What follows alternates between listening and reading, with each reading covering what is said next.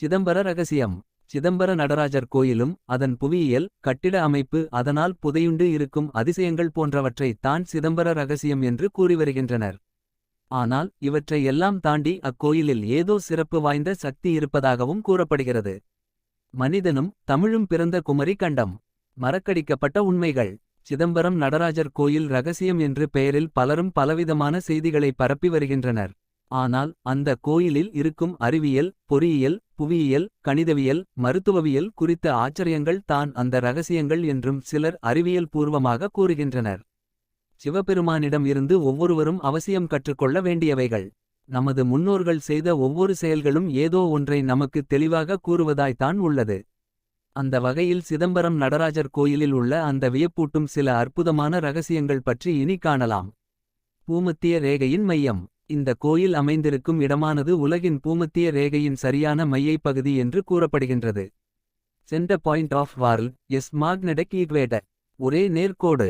பஞ்சபூத கோயில்களில் ஆகாயத்தை குறிக்கும் தில்லை நடராஜர் ஆலயம், காற்றை குறிக்கும் காளஹஸ்தி ஆலயம், நிலத்தை குறிக்கும் காஞ்சி ஏகாம்பரேஸ்வர ஆலயமும் சரியாக ஒரே நேர்கோட்டில், அதாவது சரியாக 79 டிகிரிஸ் 41 மினிட்ஸ் ஈஸ்ட் தீர்க்க ரேகையில் LONGITUTE அமைந்துள்ளது.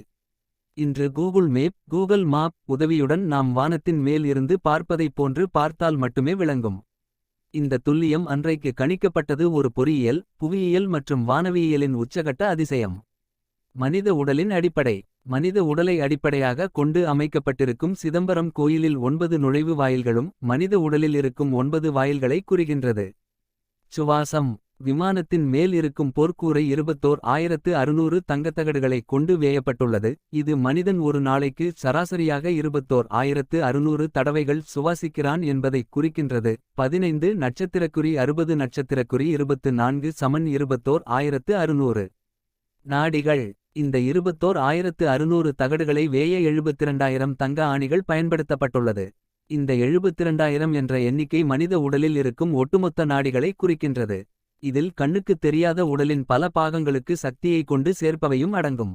திருமூலர் மந்திரம். திருமூலரின் திருமந்திரத்தில் இதை பற்றிய தகவல்கள். மானுடராக்கை வடிவு சிவலிங்கம், மானுடராக்கை வடிவு சிதம்பரம், மானுடராக்கை வடிவு சதாசிவம், மானுடராக்கை வடிவு திருக்கூத்தே என்று கூறுகிறார். அதாவது மனிதன் வடிவில் சிவலிங்கம், அதுவே சிதம்பரம், சதாசிவம், அதுவே அவரின் நடனம் என்ற பொருளை குறிக்கின்றது. ஆச்சரியங்கள். பொன்னம்பலம் சற்று இடது புறமாக அமைக்கப்பட்டுள்ளது. இது நம் உடலில் இதயத்தை குறிப்பதாகும். இந்த இடத்தை அடைய 5 படிகளை ஏற வேண்டும். இந்த படிகளை பஞ்சாட்சர படி என்று அழைக்கப்படுகின்றது. அதாவது சி, வா, ய, ந, ம என்ற 5 எழுத்து. கனகசபை பிற கோயில்களில் இருப்பதைப் போன்று நேரான வழியாக இல்லாமல் பக்கவாட்டில் வருகின்றது. இந்த கனகசபை தாங்க 4 தூண்கள் உள்ளன. இது 4 வேதங்களை குறிக்கின்றது. 28 தூண்கள். பொன்னம்பலத்தில் 28 தூண்கள் உள்ளன. இவை 28 ஆகமங்களையும் சிவனை வழிபடும் 28 வழிகளையும் குறிக்கின்றன. இந்த 28 தூண்களும் 64 மேற்பலகைகளை கொண்டுள்ளது. பீம். இது 64 ஆயக்கலைகளை குறிக்கின்றது. இதன் குறுக்கில் செல்லும் பல பலகைகள் கிராஸ் பீம்ஸ் மனித உடலில் ஓடும் பல இரத்த நாணங்களை குறிக்கின்றது. பொற்கூரை. பொற்கூரையின் மேல் இருக்கும் 9 கலசங்கள் 9 வகையான சக்தியை குறிக்கின்றது. அர்த்த மண்டபத்தில் உள்ள 6 தூண்கள் 6 சாஸ்திரங்களையும், அர்த்த மண்டபத்தின் பக்கத்தில் உள்ள மண்டபத்தில் உள்ள 18 தூண்கள் 18 புராணங்களையும் குறிக்கின்றது. ஆனந்த தாண்டவம். சிதம்பர நடராஜர் ஆடிக்கொண்டிருக்கும் ஆனந்த தாண்டவ நிலையினை வெளிநாட்டு அறிஞர்கள் கொஸ்மக் டான்ஸ் என்று அழைக்கின்றனர். தீர்த்தங்கள். கோயிலில் சிவகங்கை, பரமானந்த கூபம், வியாக்கிரபாத தீர்த்தம், அனந்த தீர்த்தம், நாகச்சேரி, பிரம தீர்த்தம், சிவப்பிரியை, புலிமேடு, குய்ய தீர்த்தம், திருப்பார்கடல் ஆகிய தீர்த்தங்கள் அமைந்துள்ளன. கோபுரங்கள். இக்கோவிலில் 4 ராஜகோபுரங்கள் உள்ளன.